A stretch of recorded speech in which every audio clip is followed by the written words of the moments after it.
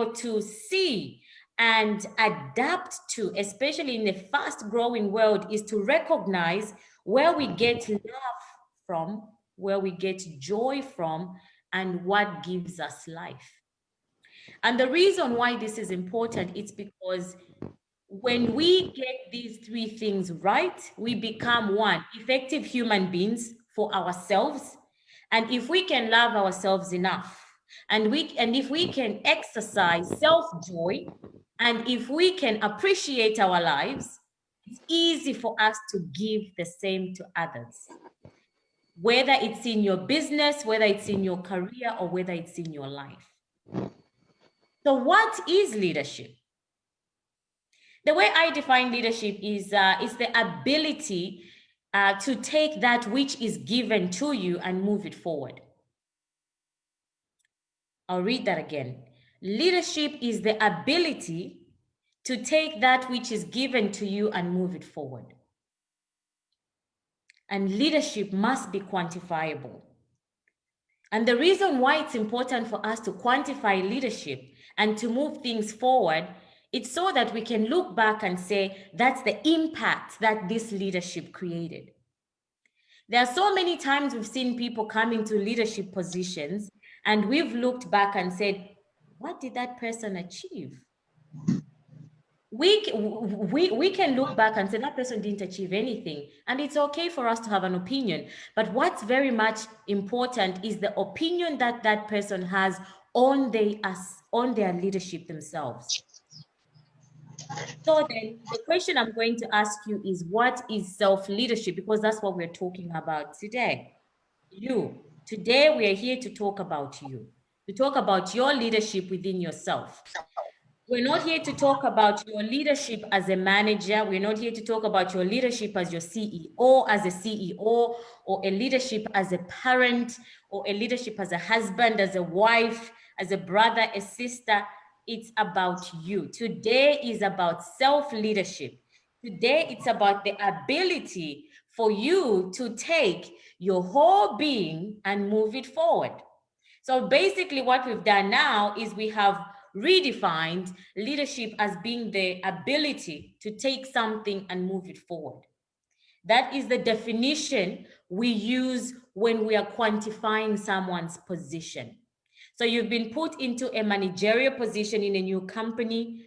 We want to be able to see you move the company's numbers, for example, or culture from step A to step Z, so we can quantify it. With self-leadership, it's the same. We want to be able to take ourselves, our whole being, from where we are here today, or from where we've come from, forward. So I want you to take this time to reflect back on the last 5 years. How have you moved yourself forward? Or the better question is, have you moved yourself forward? And if you have, can we quantify it? Can we say John was unemployed, he got an idea, he built a business, this is what he's doing and this is where he is now? Or Cynthia was overweight, she changed her ways of eating, she lives a more healthier lifestyle, and now she's more healthy.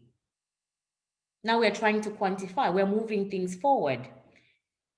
Peter was very self-centered in the way he approached his friendships.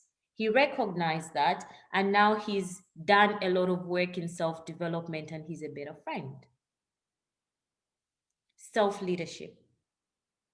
Aspects of this may include traits like self-love, self-discipline, self-respect, self-worthiness, self-care, self-happiness, but most importantly, your purpose. Do you know what your purpose is in life? Do you know what your purpose is in this life that has been given to you? The reason why we want to dig into purpose is the why. And if we ask ourselves the question, for those of you who are employed or running your own businesses, is why are you doing the business that you're doing today? Or why are you in the job that you are in today? Or why are you in the relationship that you are in today? We dig deep into your purpose. And the reason why I've taken a holistic approach in the way that I teach leadership, or when I do consultations for organizations to help them do selection for their leadership crew, is when you put someone in a leadership position who doesn't know why they're getting into that position, it's dangerous. Because it's one of those things where someone is coming into a position of leadership and saying, oh, I've been promoted because I'm qualified for this job. No, wrong answer. Why are you doing this job? So the question I'm asking you today, for those of you that are employed, is why are you doing the job you are doing today? And for those of you who are entrepreneurs or aspiring to be entrepreneurs, the question is, why do you want to do the business that you are aspiring to do? Why? What is your why? What is your purpose? So in my latest book, and in the introduction, we spoke about my latest book, which is currently on Amazon. I cover topics relating to self-leadership, and I dive deep into how to become an effective and happy leader in your business, career, and life. So it talks about the 10 steps of becoming the leader you are born to be. So in every step that we have covered in the book, it dives down into your purpose, because the title of the book is The Purposeful Leader. It helps you identify why you are where you are, why you are doing what you're doing, and why you want to do what you want to do. And the reason why purpose is very important for us to align with leadership, it's because it creates a platform within ourselves to serve people that we have been given to serve in a way that we need to save them, because we know the reason why we're doing what we're doing. It's high time we started turning some jobs down because they are not aligned to your purpose. So the question I'll be asking you now is, do you know what your purpose is in life? Do you know what purpose is in life? I'll give you an example for myself. The moment I discovered what my purpose was in life, which is to use my voice to amplify and to encourage others to know their why by using my voice, my writing skills, and turning literature into action, I became a more happy and more effective and more sought after leadership. Because every time I would approach a project or a contract, I am doing it wholeheartedly. I became very effective at what I was doing because that's what I wanted to do. I knew this is what I'm born to do, and this is what I'm good at. And the one way you can start looking into what your purpose is channel into your God-given gifts and talents. We have all been blessed and given talents and gifts. So the other question I'm asking you, and write this down, is, are you using any of your God-given gifts and talents in your job today? Are you using any of your God-given gifts and talents in your career today? Or are you using any of your God-given gifts and talents in your business today? The reason why it's important for us to use those gifts, they were given to us, number one, for a reason. Number two, it comes naturally to us. So which means automatically we are the best at what we do. Now, can you imagine waking up every morning knowing why you are doing what you're doing and using your God-given gifts and talents to do that? So the reason of the question I'll be asking you is that, why aren't we succeeding? Why aren't we succeeding in doing what we know that this is what we have been blessed to do? This is what we have been given at birth that this is our gift, this is our talent, this is what we need to do. When we were youths, we were driven. Some of you are still youths, which is good. I think I'm still a youth. Very driven, very passionate, and we're finding a lot of young people, and I'm so passionate about the number of young people we have in Africa, because we have the youngest population in the world with the median age of 19.5 years old. We have the youngest population in the world, hence why we are finding a lot of the big corporations are so excited to bring business to Africa, business that is in telecoms, business that's in innovation, because they know the potential that this disruption is going to create. So very important, we need to look at, we've got so many young people in our nations, in our countries, and we were young ones. Some of us are still young. We need to be able to utilize some of that passion, some of that zeal into action.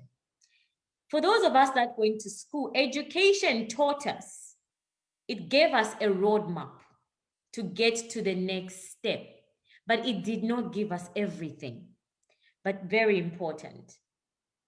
But one thing that I want you to reflect on and to take today is, I want to inspire people.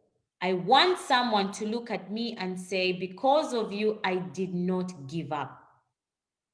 Can you identify something within your life today, within your work today, within your business, that is inspiring people to look at you and want to keep going and not want to give up? Because one thing that we need to remember is, every time we decide to do something, it doesn't matter whether it's to take on a new challenge, a new project, a new job, a new business, or just to wake up every morning to go out in the world and create some energy, we are putting something in the world.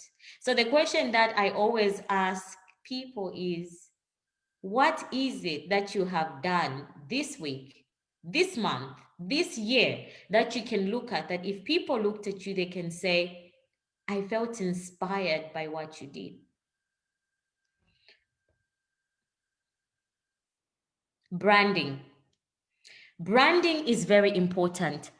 Brand yourselves. It doesn't matter where you are in life. There's a very common saying within our culture where people refer to and say, oh, when I get a job, when I get a business, when I become rich, that's when I'll do A, B, and C. No, you are already rich. Your words should be words of richness. Your words should be manifesting that this is me, this is where I'm destined to go. So it doesn't matter where you are in life right now, start branding yourself. Identify who you are, because if I ask you the question, who are you? Don't give me the answer, I'm Cynthia. No. Who are you? I'm the CEO. No, wrong answer. Who are you? Or I'm the manager of the oil corporation. Who are you? No, I am the education minister. No, wrong answer. I want to know who you are. When people ask me who I am the global purpose leader, because that is what I'm destined to do. So ask yourself this question, who are you? The moment you find the answer, start branding yourself and start working on it. The other things that I've touched on in my book is how to reinvent yourself. One thing that COVID-19, the global pandemic, has taught us is adaptation, how we need to be able to adapt. And part of that adaptation is we need to be able to reinvent ourselves. If before the global pandemic, we were doing something that now can't be done, we should easily be able to adjust and adapt to the new norm. So for example, if your business before was only reliant on customers coming to you, now we are adapting to the online world. It's something we have to do for survival. It's the same thing for us when it comes to self-leadership. Self-leadership, not, that's why it has to be quantifiable. That's why you can't stay the same. You can't say, I'm an accountant, this is what I'm good at, this is the only thing I'm going to do. No, God did not create us. And I'm hoping I'm speaking to people that believe in a higher being, whoever that is. You were not created on this earth to have a full stop after your name or after your title. We were created so we can have a comma. My name is Cynthia Musafili, right, comma, global purpose leader, comma, author, comma, organizational strategy, comma, the same thing for you. So don't allow people to put a full stop where you're supposed to have a comma. You are not just a mom. You are not just a husband. You are not just a manager. You are not just a CEO. You can be much more other things if you allow yourself to succeed.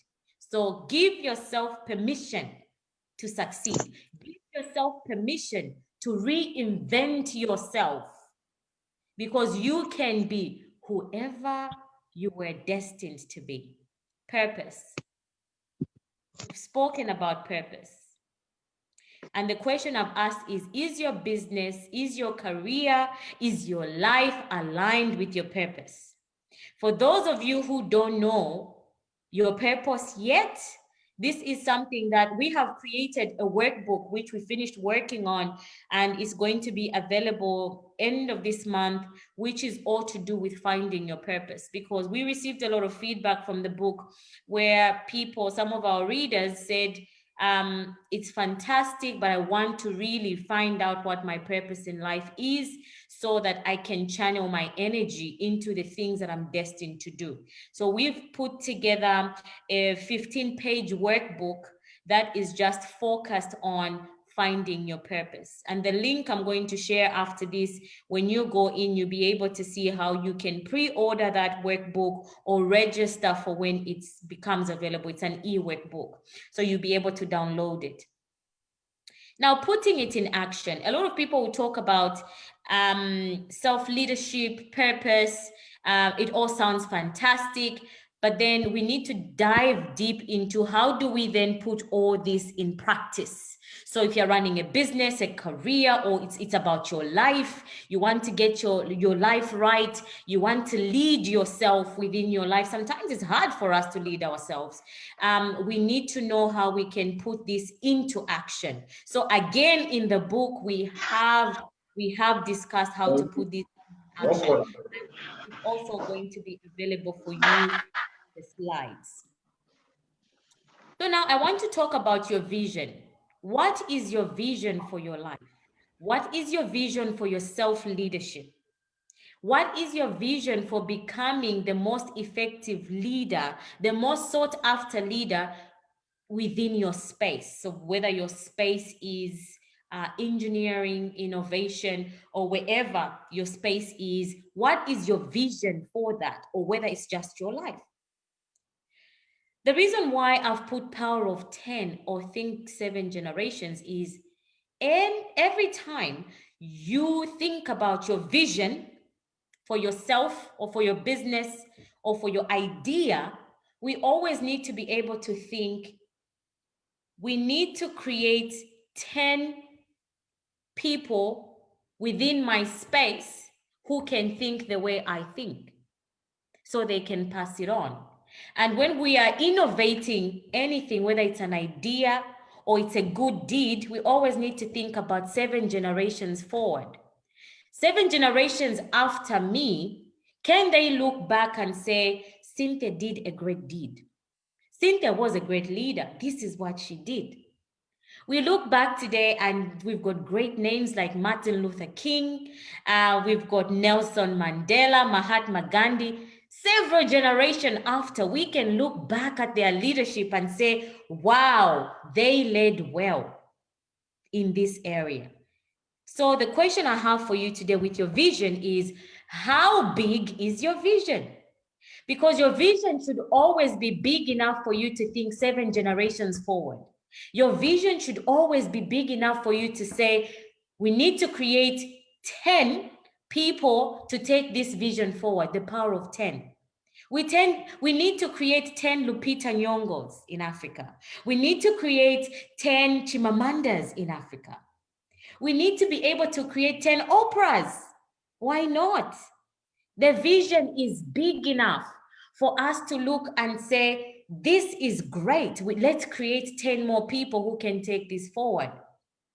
So I need you to be able to trust yourself enough within the vision that you have right now, whether you've revealed it to yourself or not, whether it's something that you talk about or not, whether it's just sitting in your head or your heart, or whether you've written it down somewhere. You need to trust the next chapter in your life because you know the author. You are the only author of the next chapter in your life. So what you decide to do with your vision is up to you. But remember, create the power of 10 and think 7 generations forward. Empower people. Remember what I said at the beginning, we all have our God-given gifts and talents. Chances are there's no other person out there, not even chances are, the fact is there's no other person out there with the same gift and talent as you.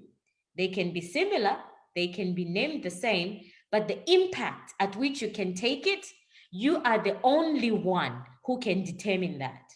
And the moment you decide to step out and use that purpose, use your God-given gifts and talents, start empowering immediately.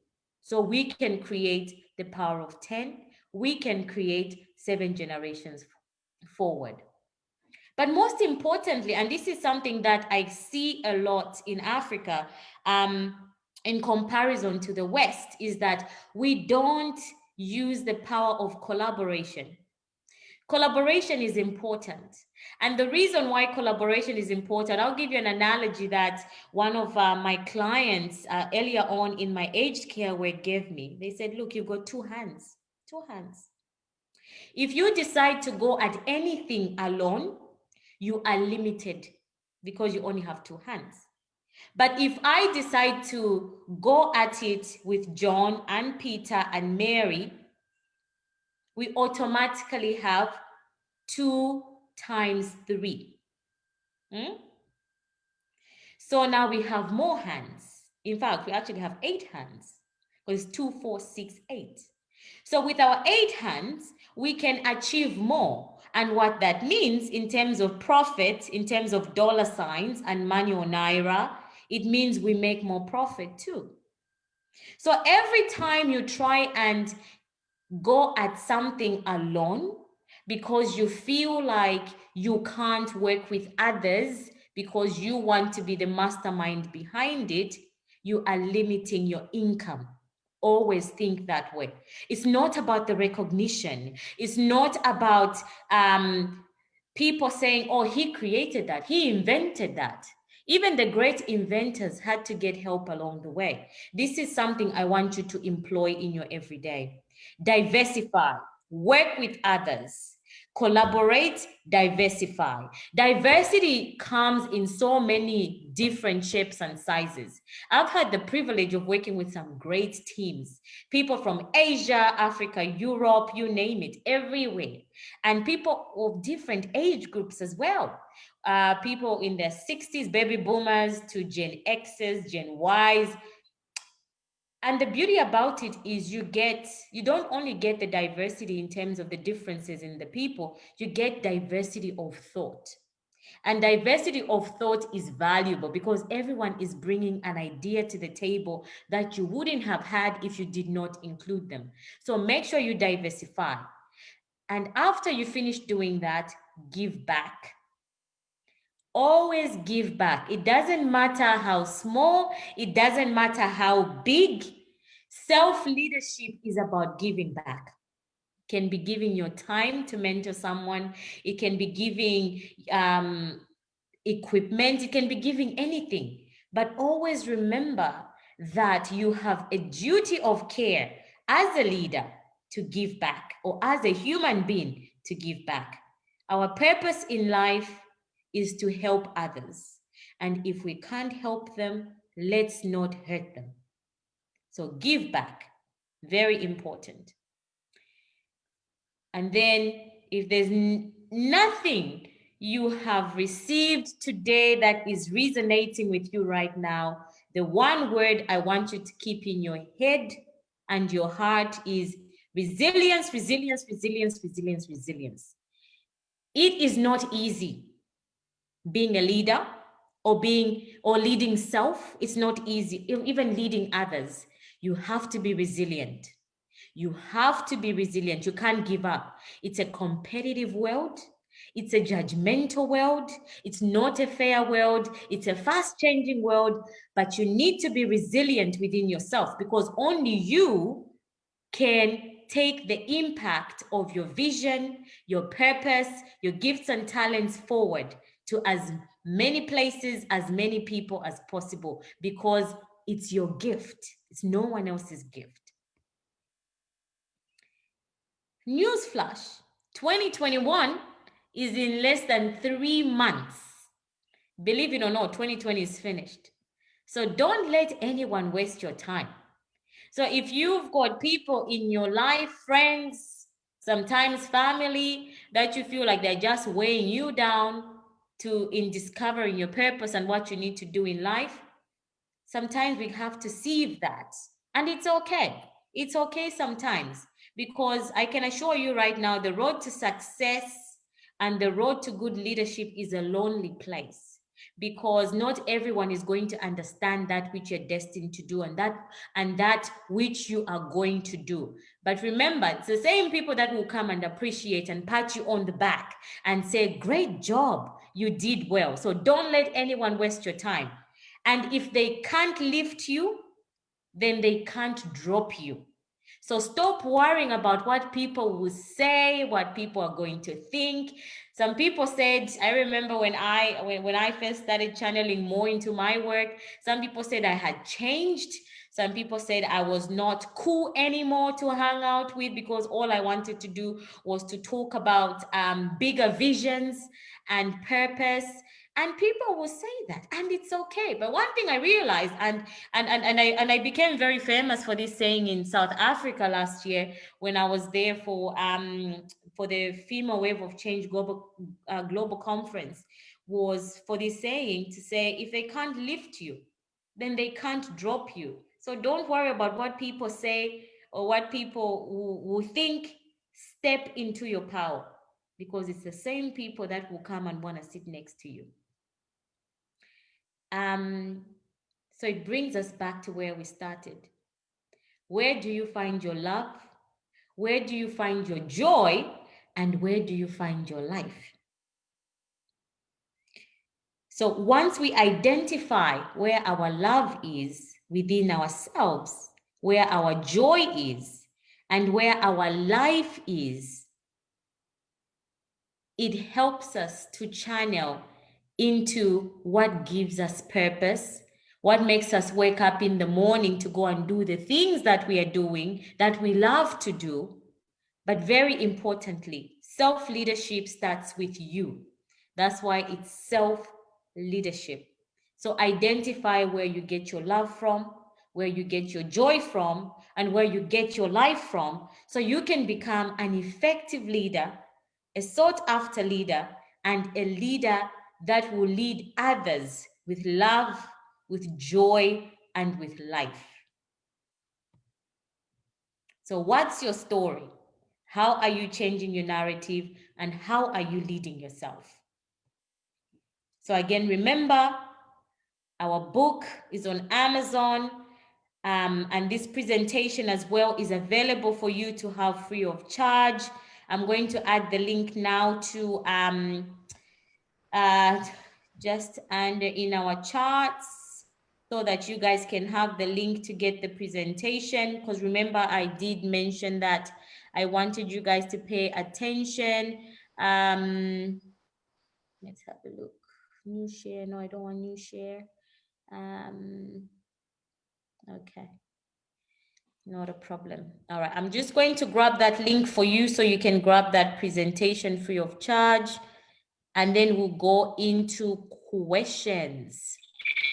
If you've got any questions. So Babatunde, over to you at this stage. Let me just grab that link and share it. And then you can take over. Okay. Hello.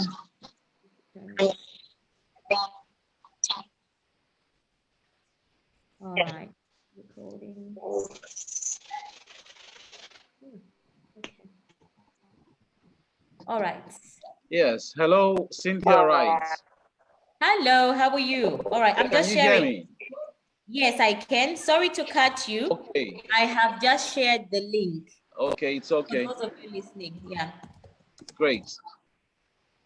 Okay, on the WhatsApp, the chat. Oh, great.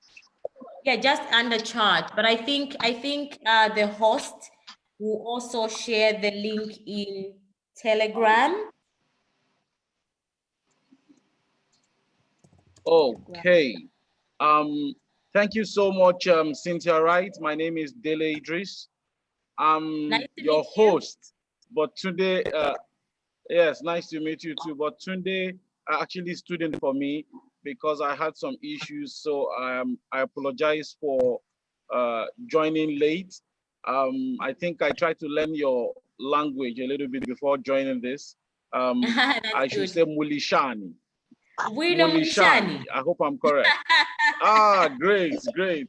Fantastic. You're doing well. Fantastic. Yes. Yes, thank you. Thank you so much for the presentation. I think I love the part of the economics, the economist that you shared the front page, you know, and yeah, the Economist. Yeah. Yes, and when I saw that part, I really felt bad, and at the same time, I felt encouraged that I know that we have talents and people that are destined to be great, just like the names you mentioned, the Oprahs, the Mandelas, and the great visionists of Africa. And I think it's spurring me to do more, and also likes of you. So I think I have few people that have raised up their hands here. I have one person raised up his hand. Just a minute. I saw one hand that was raised shortly. I think it's Adele Waliu. Adele Waliu, you have something to say?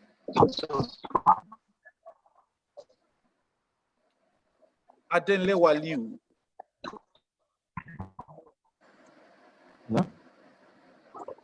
Okay, if you can actually, if you have issues with network, you can actually type in the chat side so we can actually see the question better, because I know that we might have network issues because of the weather.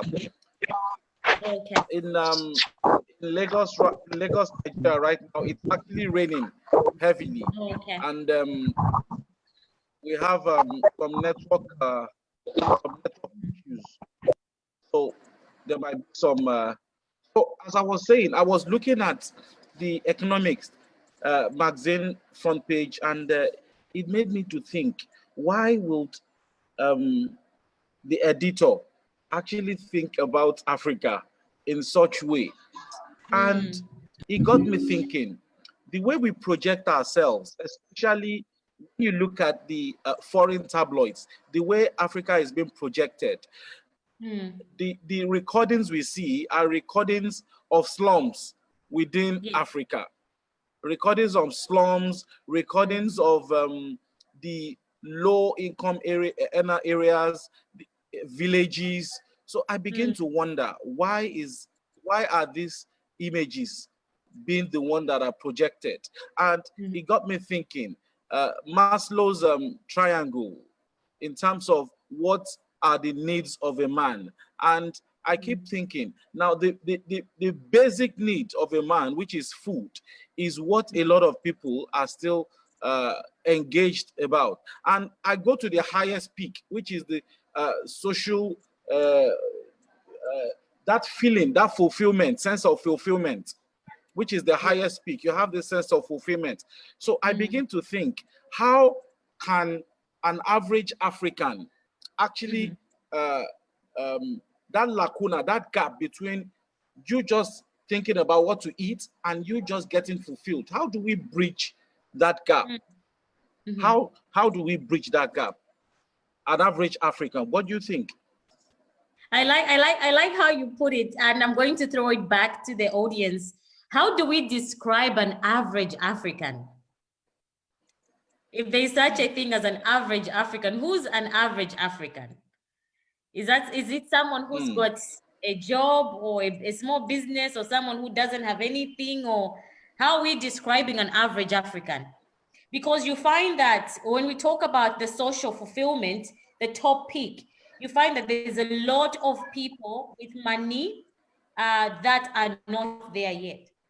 But we assume that a lot of people with money and with food and with resources are here, and that there's a gap.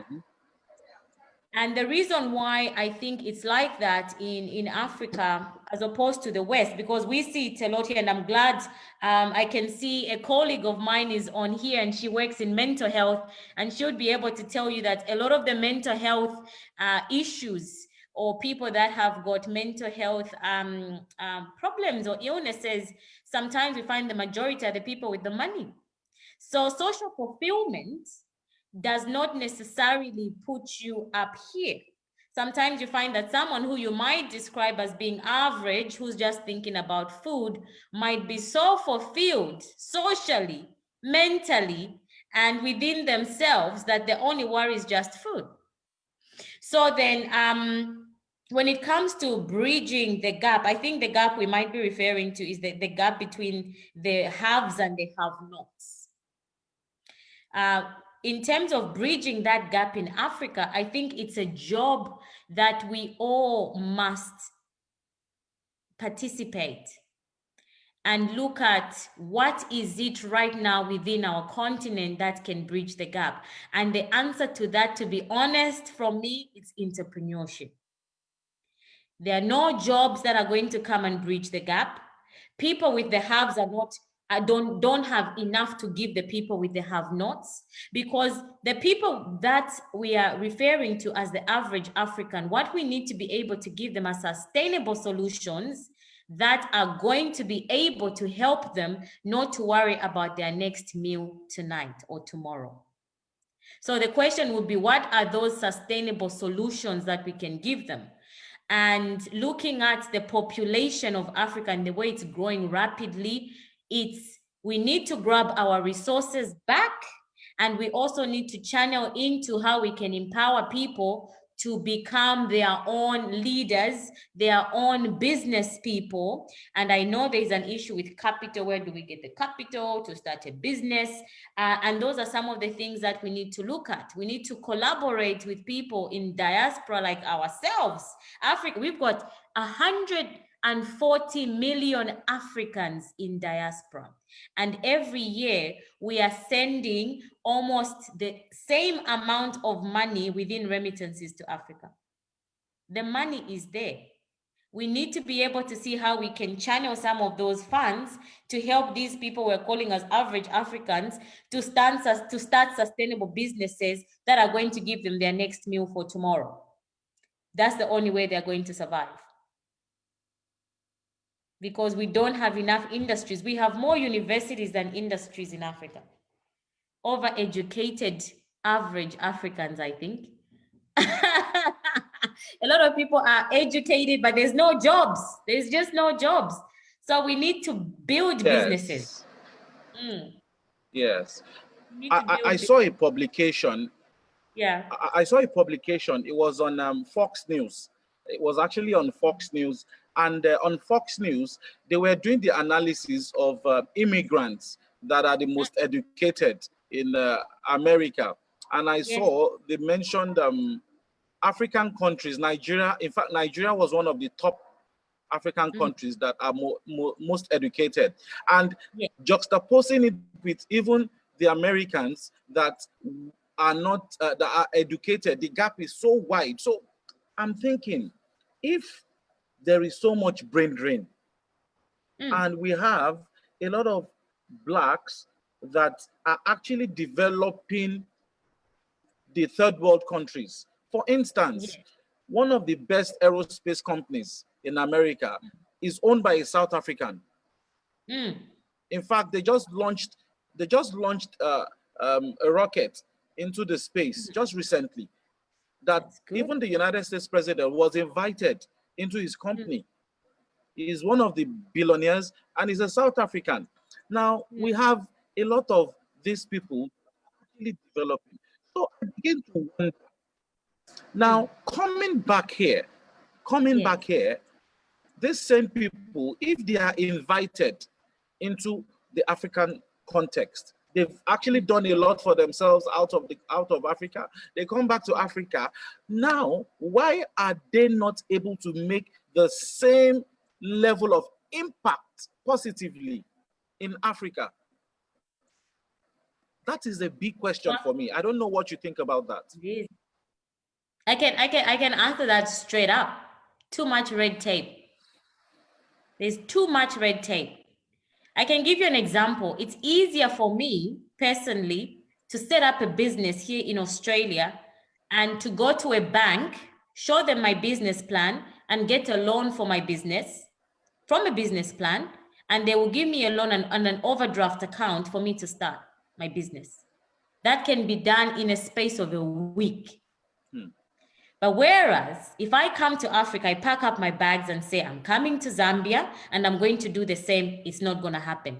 First of all, registering an entity, and just to register an entity with all the legalities, we just recently did that in Zambia. It took us 3 months. 3 months just to register an entity. So that's why I'm saying there's so much red tape in terms of our in the way that our systems and our services are structured. And I think there's a reason why they're structured that way. I feel really disappointed in myself to say this, but I have to say it because I know you guys online are going to understand it, is if you don't accelerate your registration of anything that you want to do, and when I say accelerate, I mean if you don't find someone to accelerate that for you, it can sit on someone's desk up to 4 to 5 months. But it shouldn't be the case. It should not be the case. So then again, it goes back to leadership and governance, because that is part of governance. So you look at our ministries and say, what is the Ministry of Foreign Affairs doing about it? What is the Ministry of Finance doing about it? Because there is a lot of money that can be channeled into Africa that is not, that's from the diaspora, that is not being channeled into Africa because of the red tape. There's too much red tape. So right now, the only way for us to do business in Africa is to collaborate with people like yourselves who are on the ground. Where we go, you know what, let's have a meeting. And this is what COVID has taught us, to say, I can run a business in Zambia while I'm here by working with someone based in Zambia. So these are some of the things now we are looking into, to say, let's collaborate with people on ground, because they understand the systems, they're there on ground, they can go and check on applications every day.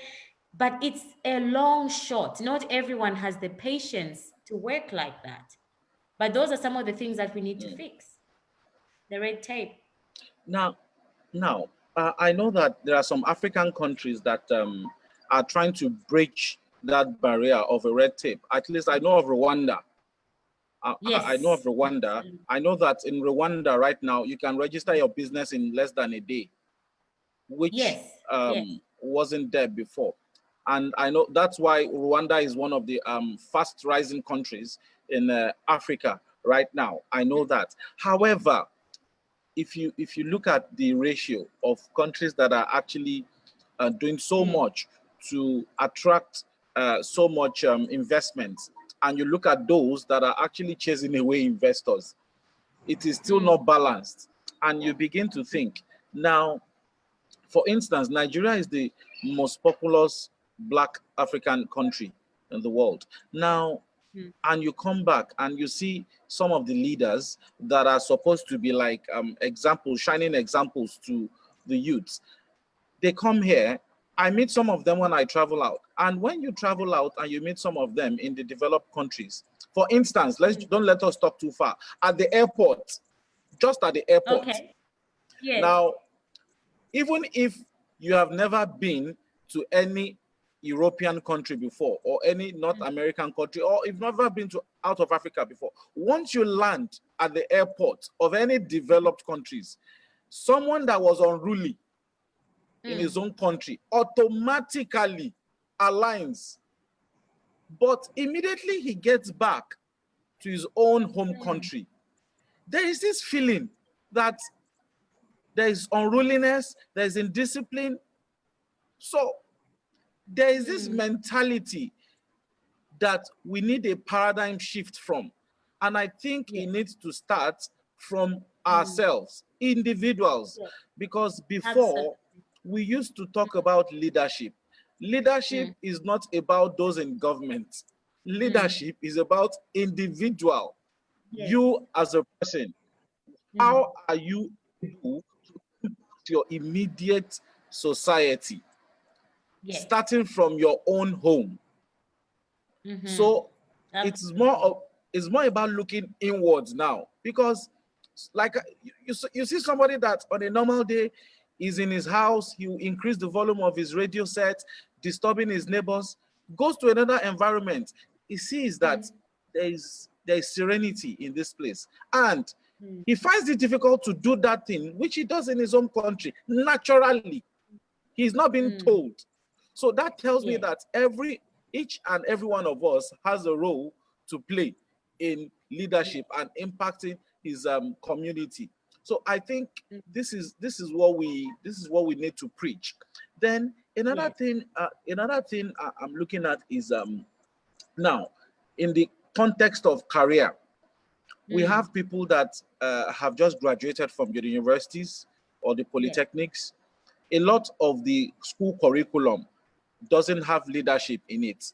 So how would you encourage fresh graduates today, both from all the high institutions? How would you, what advice do you have for them? Because a lot of our fresh graduates, they seem so confused. Why? Because what they see around them is not really encouraging.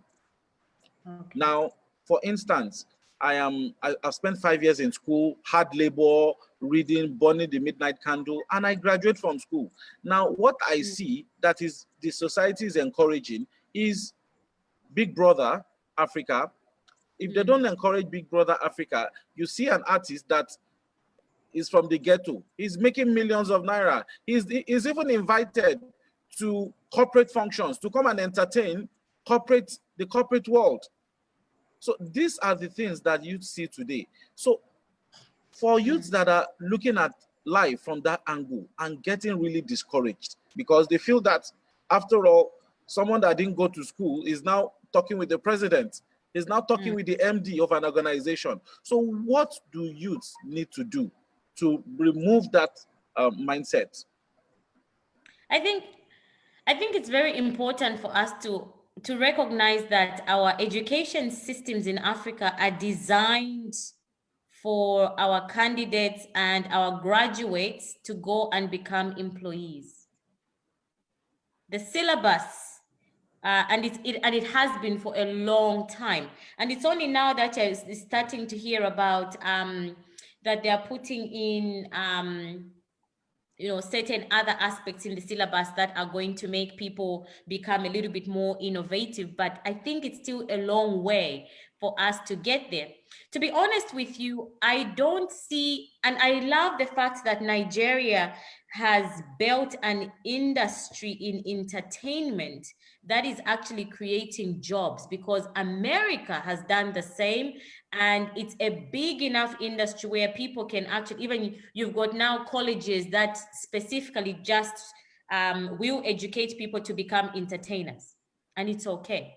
So I feel like we need to encourage our youths to be malleable enough to look at any situation where someone has used their talents and their gifts to create a business for themselves and start earning money from it. It's okay. The reason why they feel discouraged is because the education system doesn't tell us that. It tells us you need to pass your exams, you need to go to university and college and become a doctor and a lawyer, and then you become a respectable person. But the real world out there doesn't work like that. You find that musicians who employ those lawyers who've been burning candles at midnight to be their lawyers, someone who didn't go to school, and it's okay. That person has used their gifts and talents to create something. And that self-leadership aspect that you touched on is spot on. And that's what we need. And that's what this session was all about. It's about leading self. It's about not looking at what's ahead of us or what's leading us right now and saying, they're not doing a good job or they can do better. It's about how can we within ourselves lead ourselves enough so that we can become better leaders for others and for ourselves and create a better world for the rest of others. And that's why you're finding more and more young people in the West. I don't know about Africa. I haven't been reading a lot of literature about it. Over here in the West, a lot of young people now a lot of them will not decide to go and work for organizations that don't have impact. They'll go and join an organization and say, and leave the job 5 days later because that organization does not have social impact or positive impact on the world. They're not doing anything about climate change, so I'm not going to work there. They've got that, they're so aware when they come out of school, when they come out of university, that they can pick and choose to work for organizations that are creating a better world, to work for leaders that have got values that align with their values. And that's what we need in Africa. But like I said, it's something that is going to happen. It might not happen in my lifetime, in your lifetime, but it's something that we all have a personal social responsibility to fix. And we should be talking to schools and pushing them to be teaching leadership, self-leadership, so that when our young people graduate, they can choose what type of a leader they want to be, as opposed to what they are seeing on the news.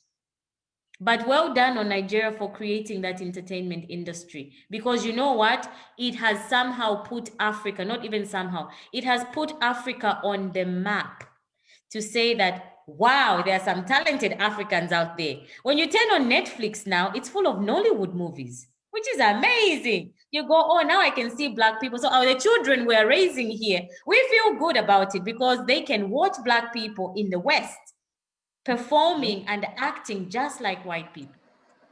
Yes. It's a good, Yes. It's got its positives. It's got its positives. Thank Zikomo. I hope I got it. You did. Zikomo. Officially Zambian. I see. One of your colleagues, Seppo, wanted to ask a question. Okay. Yes. Yes. Seppo, you have the floor. You can ask a question.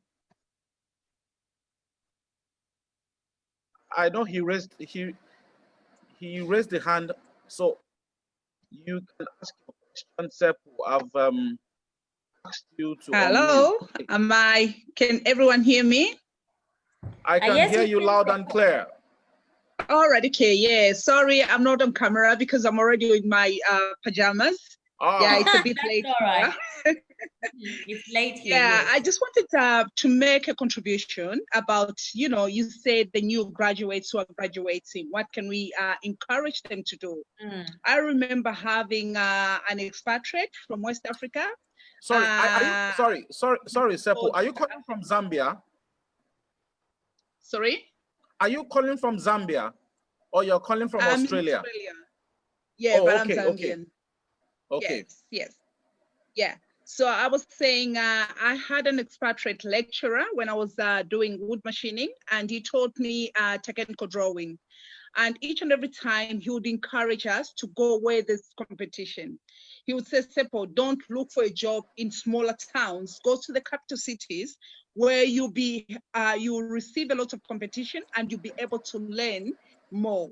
So I took that and I've used that throughout my career and throughout my life as well. So I always encourage, even with the new students who are about to graduate, once they graduate, they have to go where there are bigger hospitals or where there are bigger towns where they can compete and learn. So true. it's about learning, and it's about, finding, I think, innovation as well, and the competition as well is really good. So we just have to encourage our young ones and the new graduates as well to go, not to be afraid of competing and not to be afraid of being thrown in the deep end as well. Yeah, Absolutely. Zikomo. Thank you. Zikomo. Thank you, Yeah. Sepo.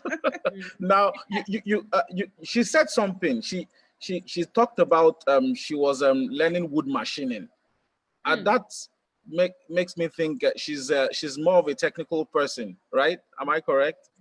Yes. So She's very diverse, Sepo. and she's female also. She's female also. Yes, Now, that's true. it now brings me to a question. What is the problem with females and diversity in terms of technical diversity in Africa? Why? There's a big lacuna in terms of females, diversity, and technical entrepreneurs. What do you have to say about that? I think it's very small, but I think it's got potential to grow.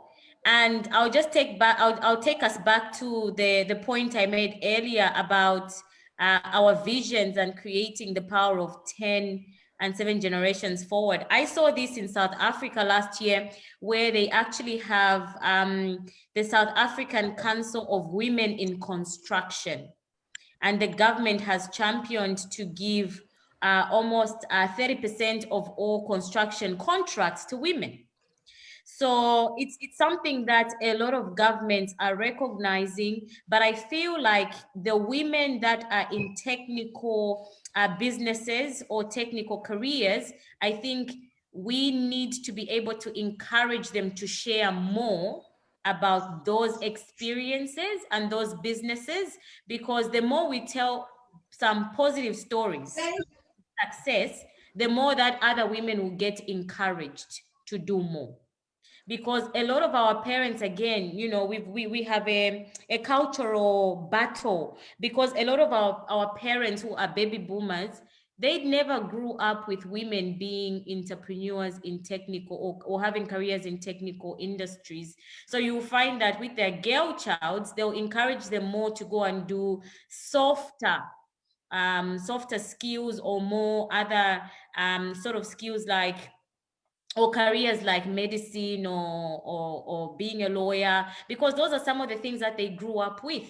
Whereas us now, we are seeing that, okay, a woman can run a construction company and hire engineers who are men to work for her.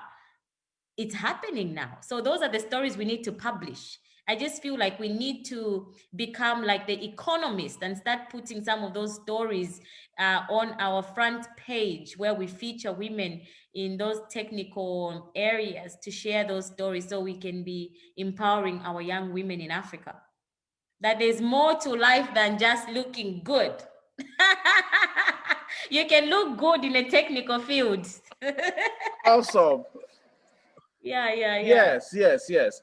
As you were mentioning that, as you were mentioning that in terms of women, Get Job is actually having some programs trying to encourage ladies, especially young ladies, Yes. to try and take up entrepreneurship roles.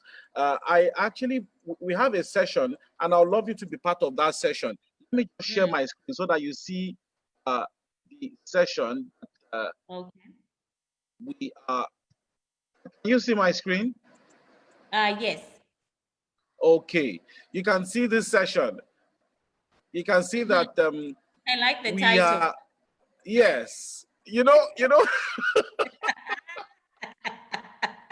This title, though. Yes, I really want to be part of this session. It's on 17th, Okay. and Yes. the MD is a friend. She actually studied mechanical engineering in school, and Okay. she's into upholstery. She's one of the foremost upholsters in Nigeria. And what we are doing is that we're trying to get ladies, very young ladies, to come up and join the furniture industry, because we don't really have a lot of ladies in the industry. So that's one of the things that we're trying to do here in conjunction with Get Jobs. So I'll actually get you. I'll get in touch with you after the session, and I'll love you. And I actually chose this topic. You know why I chose this topic? Why? Now, This topic. It's the home. truth is this. No, seriously, it's down to earth. It's down to earth. Yeah. Now, ladies come out a lot, and what they have in their mind is, like you said, I want to look good. Now, and the next thing, when you don't have the resources in looking good, the first thing you ask anybody is, I want you to buy me a human hair. I want you to buy me eyelashes. I want you to buy me this. And you do not have one single skill. So how do you want to survive? So that is why, I think, yeah, I think the women on this call will say that they've got that skill. That woman who's asking for human hair and eyelashes, she's got a skill of asking.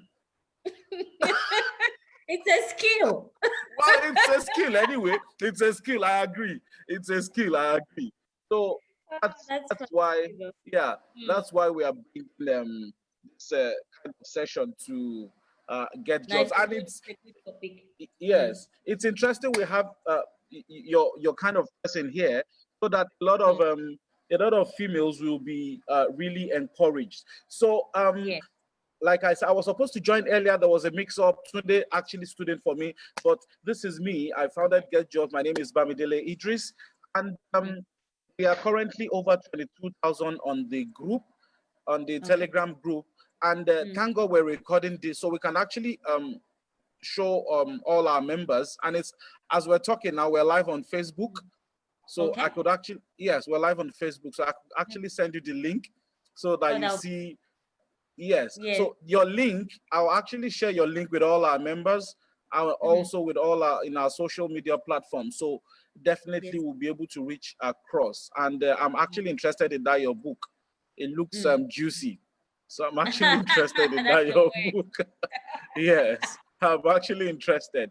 So I see that only Seppo actually asked. Okay, only Seppo actually asked a question. Yeah, I've received a few private messages as well that people have sent privately, which is fine. I can respond to them. Yes. That's okay. It's fine. So you can respond. You want to respond here, or you want to respond to them privately, so that other people can learn? I'm not sure whether, I don't know why they sent them privately, whether they wanted a private response. Okay, maybe it's so for example, Kolapo Bankole sent a message. Okay. And Daniel as well. Oh, I think Daniel, it was more a contribution. Okay. If you guys are happy for me to read these out, I can. You can read it out. Yeah. Yes. Yes. Okay. I'll start with Daniel's contribution because I think it's very important. He said, it is very sudden that mostly we have Africans that think education can solve all the problems without human investment and innovative thinking. Our policies in Africa are not giving room for development, and also selfishness is our daily meals in Africa, where the olds believe they know it all and dropping the youth who have all the technical and technology know-how and can think critically. So it was more a contribution, which I think it's a fair opinion. I think there's some good things in there. But I think one thing that we might need to look at, again in Africa, I think, which we do very well, and we're getting to a point where I think we've nailed it here in the West, is how we can get the young and the old, not the old, and the more experienced or the elderly to work together. So we call that intergenerational intergenerational skills or interaction or exchange of knowledge. So some of the things that we have done there is in some of the big corporations where you find a lot of the GMs and the managers are almost the same age. They're all baby boomer ages, and their board is full of the same age group. We try and get in and strategize and advise that they bring in some youths, because it's very important to have that mixture. And I spoke about diversity of thought. So with diversity, you're looking at age, you're looking at male, female, you're looking at the thought diversity, very important, and even people with disabilities, to include them as well. So those are some of the things that we are doing here, which has taken a long time, and we're still working on it to get it right in some of the big organizations to be more inclusive in that intergenerational mix, because you find that the people who've lived more years than us have got a lot of experience. And for us young people, we are more dynamic in our thinking, and we can think on our feet critically. We like to do things quicker, and we're good with technology. We bring skills together, knowledge together, we mix them, and we can create something out of it. So instead of us working separately, we need to find a way of working together. Cool. So those are some of the things we can look at. Intergenerational exchange of knowledge. Cool. So it's 1:31 p.m. from the city of Lagos, Nigeria. And what time is it over there? It's 20:31, so 8:31 p.m. So we're almost 21 hours. So it's night time. Wow. Yes. Wow. Oh my goodness. So I have to release you so that you have to go rest. So it's 1:31 p.m. and I see that there are no questions here. It's a wet day afternoon in Lagos, and our facilitator Cynthia, right? Thank you so much, Zikomo, for your presentation. And I know some people will want to make reference to your slides. So if there's any way you can get your slides across to us, so our members can still have access to it, we'll appreciate that. Yes. So I've shared the link. I've shared the link in the chat, where people can actually go and grab the slides for free. Yeah, it's in chat. Okay, or did I just respond privately to that? I think I need to type everyone. On host only, everyone publicly. Let's see if that works. Yes, you sent it to everyone. Did I? Yeah, okay. Yes, you sent it to everyone. Oh, yeah, I sent it to everyone. Everyone can see it. Yeah, okay. Yeah, all right. Yes, so yes, you sent it to everyone. You can share it on Telegram as well. Yes. So consider me your number one fan now. Thank you. I'll see you on LinkedIn. No problem. Thank you so much. Thank you so very much. It's been a pleasure hosting you. It's been a pleasure talking to you. Thank you so very much, Seppo. Thank you so very much. Even though we did not see your face, it's so okay. No problem. We'd love to get in touch with you. And thank you to our wonderful participants that joined us. God bless you all, and have a good day. Bye-bye. Thank you so much. All right. Thank you so much. Good night. Bye. All right. Thanks. Bye. Bye. Thank you, Cynthia.